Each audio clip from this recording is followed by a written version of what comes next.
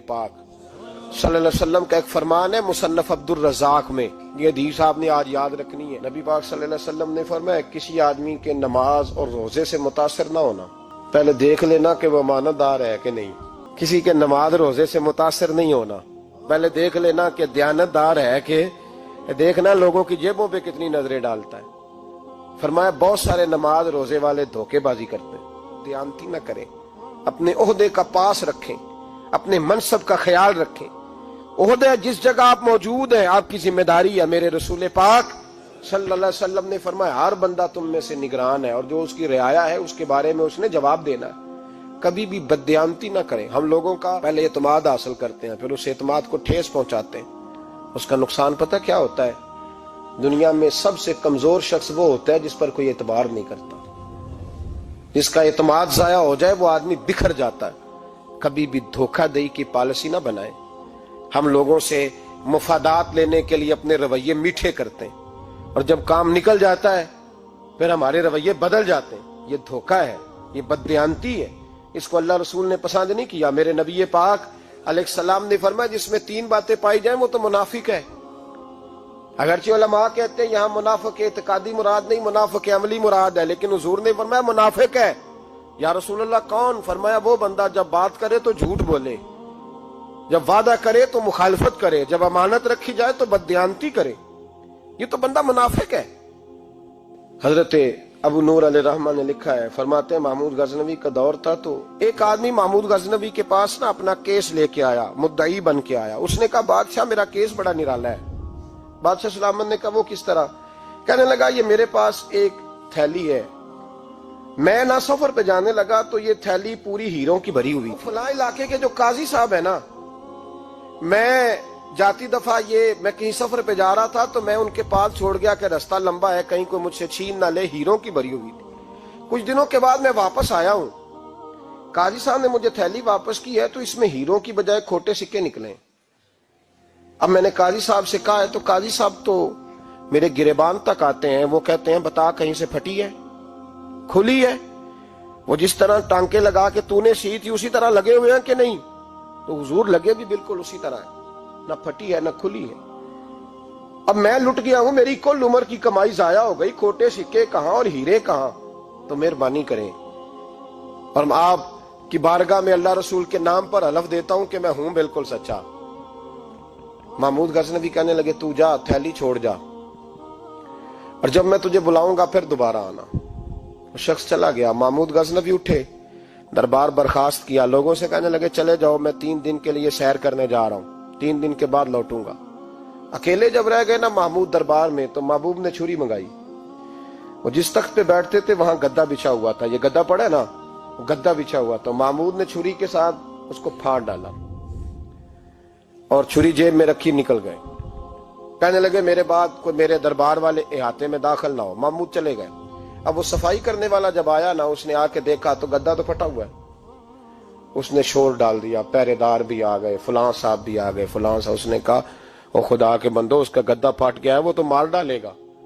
اس نے کہا تھا سوائے صفائی اور نگرانی والے کے دوسرا آئے کوئی نہ، اور یہاں آیا بھی کوئی نہیں، پہلے دن ہی پھٹا ہوا ہے تو لٹکا دے گا سب کو، کیا کریں؟ شور ہو گیا، سارے دربار کے ملازمین اکٹھے ہو گئے۔ ایک بندہ بولا، کہنے لگا فکر نہ کرو، میں کیسے بندے کو جانتا ہوں، اس طرح سیے گا کہ جس نے پھاڑا ہوگا اسے بھی پتہ نہیں چلے گا کہاں سے پھٹا تھا، ایسا بہترین رفو کرے گا کہ پتہ بھی۔ اس نے کہا یار ہم سارے 1 مہینے کی تنخواہ دیتے ہیں، تو بندہ بلا۔ وہ بلا لیا اس کو، اس کا نام محمد رفو گر تھا۔ وہ آیا، اس کو گدا دکھایا، اس کا یار اس طرح سینا پتہ نہ چلے۔ اس نے کہا فکر ہی نہ کرو، میں بڑا کاریگر ہوں۔ بڑے بڑے کاریگر لوگ نہیں ہمارے ملک میں پائے جاتے، کوئی نشان چھوڑتے ہیں پیچھے؟ بڑے کاریگر کا پیسے ہونے چاہیے، بڑے بڑے کاریگر بندے۔ آپ یقین کریں ایسا فلسفہ، یہ عمرہ عبادت ہے نا، سرکار دو عالم صلی اللہ علیہ وسلم کی بارگاہ کی حاضری بڑی نعمت ہے نا۔ تو سعودی گورنمنٹ نے پابندی لگا دی، خیر ان کی بھی زیادتی ہے، اس طرح کی پابندیاں شریعت اسلامیہ میں جائز نہیں۔ اللہ کے گھر مسلمان جب چاہے جا سکتا ہے، لیکن وہ کہتے ہیں جی 2000 ریال دے جس نے 2 سال بعد بھی آنا ہے۔ انہوں نے پابندی لگائی تو ہمارے ایجنٹوں نے بھی کئی خاص ٹریننگ حاصل کی ہوئی ہے، پتہ نہیں کہاں سے سیکھ کے آئے، انہوں نے بھی رستہ نکال لیا۔ ایک صاحب سے میں نے کہا کہ جناب وہ 2000 ریال لگ گیا تو کیا کرنا ہے؟ کہنے کوئی مسئلہ نہیں، پاسپورٹ نواں بنوا لو، گنجائش ہے، یعنی ہر شے کا حل ہے۔ تو میں نے کہا یار اب عمرہ کرنے جاتے وقت بھی بندہ دھوکہ دے کے جائے، اللہ کے گھر جاتے وقت بھی اس طرح کی حرکت کرے، کیا حال ہو گیا؟ ہر چیز کا لوگوں نے حل نکال لیا، ہر چیز کا لوگوں نے سٹائل بنا لی۔ ایسا نہ کریں، یہ درست نہیں۔ احمد رفوگر کہنے لگا اس طرح سیوں گا کہ پھاڑنے والے کو بھی پتہ نہیں، ان کا پیسے لے یار تو سی دے۔ اس نے سی دی، اگلے شام ہی لا کے بچھا دیا گدا۔ تیسرے دن بادشاہ سلامت آئے، آ کے پہلی نظر گدے پہ ڈالی، اس نے بلایا سب ملازمین کو، کہا کس نے سیا ہے؟ کہا جناب کیا ہوا؟ کہا یہ پھٹا ہوا تھا۔ کس نے؟ کہا نہیں پھٹا ہی نہیں۔ وہ کہنے لگے بنو بات، میں خود پھاڑ کے گیا تھا، تو بتاؤ صحیح سیا کس نے ہے؟ کہا جناب آپ پھاڑ کے گئے تھے تو بتایا کیوں نہیں؟ فرمانے لگے اسی لیے تو بتایا نہیں تھا کہ تم خود تحقیق کر لو، بلاؤ بتاؤ سیا کس نے۔ تو بلا لیا، احمد رفوگر آ گیا، اس کو جب بلا کے سامنے بادشاہ کھڑا کیا، کہا بھئی تو نے سیا ہے؟ کہنے لگا حضور آپ کے سارے ملازم کٹھے ہو کے آئے تھے، میری غلطی کوئی نہیں۔ کہا نہیں یار تو بڑا کاریگر ہے، میں نے اپنے ہاتھ سے پھاڑا تھا پر مجھے بھی نہیں پتا چل رہا کہاں سے پھٹا تھا۔ اچھا یہ بتا یہ تھیلی جو ہے یہ بھی تو نے سی تھی؟ اس نے کہا جی آپ کے خادم کا ہی کارنامہ ہے، وہ فلانے علاقے کے قاضی صاحب آئے تھے، اس میں سے ہیرے نکال کے تو کھوٹے سکے بھرے تھے، تو مجھے بھی تھوڑا سا حصہ ملا تھا۔ محمود نے سارے گواہ بھی اکٹھے کر لیے، ثبوت بھی اکٹھے کر لیے، پھر قاضی کو بلایا، پہلے سارے ثبوت اور گواہ کیس حل کر لیا۔ پھر ہمارے ہاں یہ حال ہوتا ہے کہ مدعی 2-3 ہفتے کے بعد خود ہی ہاتھ باندھ جاتا ہے، کہنا تسی میری جان چھڈو، مجرم پھڑو پاوے نہ پڑھو۔ وہ کہتا ہے مجھے معافی دو، میں رہا۔ ظلم ہے نا، ظلم زیادتی ہے کہ جو بیچارہ اتنے سوال مجرم سے نہیں ہوتے جتنے مدعی سے ہوتے ہیں، اب یقین کریں اتنے سوالات ہوتے بیچارہ ہف جاتا ہے۔ یہ طریقہ درست تو نہیں، ایک لٹ گیا اور دوسرا طرح طرح کے سوالوں کے جواب دیتا پھرے بیچارہ۔ سارے ثبوت اکٹھے کر کے قاضی صاحب کو بلایا تنہائی میں لے جا کے۔ محمود غزنوی نے کہا قاضی صاحب آپ سے غلطی ہو گئی، غریب آدمی تھا، وہ لٹ گیا ہے، اس نے تو بڑی مشکل سے کچھ ہیرے جمع کیے تھے اور اس کی کل کائنات تھی، تو آپ اس کا مال اسے دے دیں، بات ختم۔ قاضی صاحب کہنے لگے آپ مجھ پہ الزام لگا رہے ہیں، سوال ہی نہیں پیدا ہوتا، آپ میری داڑھی دیکھیں، آپ میرا اعزاز دیکھیں، دنیا جانتی ہے میں اس کا۔ قاضی صاحب انسان بھول ہی جاتا ہے، بندہ بھول جاتا ہے، غلطی ہوگی، مال نے کہا نہیں سب، کہا میں تنہائی میں پوچھ رہا ہوں، میں اس وقت پوچھ رہا ہوں جب دوسرا موجود کوئی نہیں، آج توبہ کر لے، میں کچھ نہیں کہوں گا، تو میری زبان پہ اعتبار کر، تجھے پتہ ہے میں جو کہتا ہوں اس پہ عمل بھی کرتا ہوں، باز آ جا۔ پر قاضی نے کہا نہیں میری غلطی کوئی نہیں۔ محمود نے پھر بڑے دربار میں بلا لیا، مجمع عام میں، مہلت کے دنوں میں جو توبہ کر لے وہ بچ جاتے ہیں، لیکن لوگ رسوائیوں کے دنوں میں پھر واپس لوٹتے ہیں اگلا گھر دیکھ کے، پھر حالات اور طرح کے ہو چکے ہوتے ہیں۔ جب بڑے دربار میں قاضی کو بلایا، بھائی تو مانتا ہے کہ نہیں؟ اس نے کہا نہیں، تو کہا بلاؤ احمد رفوگر کو۔ جب وہ احمد رفوگر آیا تو بوڑھے قاضی کی ٹانگیں کانپنے لگی، جملے ٹوٹنے لگے، لفظ زمین پر گرنے لگے، بات صحیح نہیں ہوتی، زبان لڑکھڑانے لگی۔ محمود کہنے لگے قاضی میں نے تجھے کہا تھا وہاں مان جا بات، اب بڑے دربار میں بول۔ تو جب قاضی صاحب کی گردن خود بخود جھک گئی تو دنیا سمجھ گئی، کہا نکل جا میرے دربار سے۔ محمود بولے نکل جا، اتنی تجھے عزت دی، اتنی بڑی تنخواہ دی، قاضی بنایا، اور یہ تھوڑی سی رقم کے لیے، تھوڑی سی رقم کے لیے تو بددیانت ہو گیا، چل چلا جا، نکل۔ قاضی دربار سے نکلا تو لوگ لعنتیں برسانے لگے۔ کل جو دکانیں چھوڑ کے سلوٹ کرنے آتے تھے وہ کہنے لگے اس کی عمر دیکھو، اس کے کام دیکھو، دیکھو اس نے کیا کیا۔ گھر گیا، بچے جن کے لیے پاپ کمایا تھا، جنہاں لی تو پاپ کمائے ہن کتھے نہیں ہو تیرے کر دے۔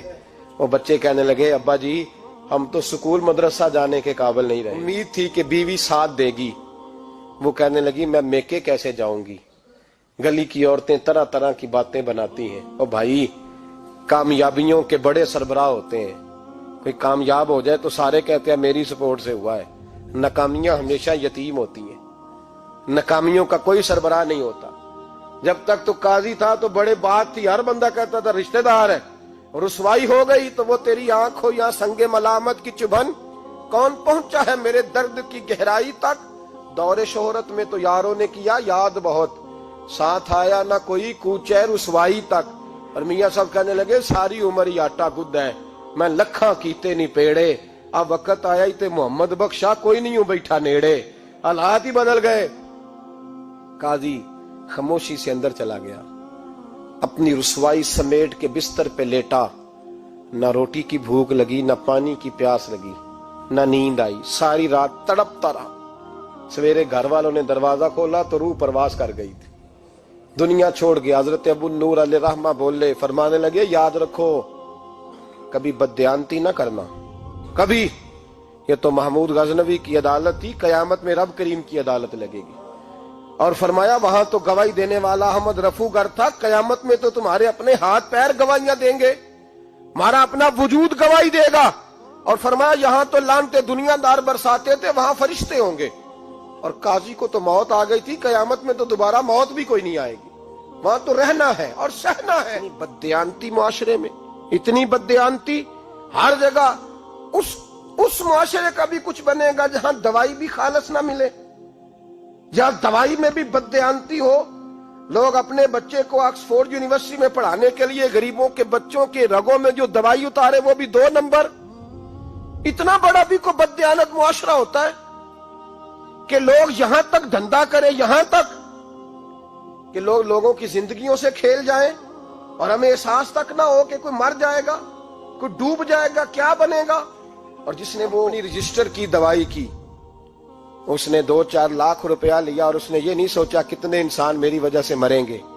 قتل صرف یہ تو نہیں ہوتا گولی مار کے مار دینا، لوگوں کی زندگیوں سے لوگ کھیل جاتے ہیں، لوگ تباہی کر جاتے ہیں، لیکن بددیانتی سے باز نہیں آتے۔ میرے رسول پاک علیہ السلام کے غلاموں، نبی پاک صلی اللہ علیہ وسلم نے ذرا سی بددیانتی، اور صحابہ کا یہ مزاج تھا، اتنی سی بھی کبھی ان سے غلطی ہوتی تو تڑپ جاتے۔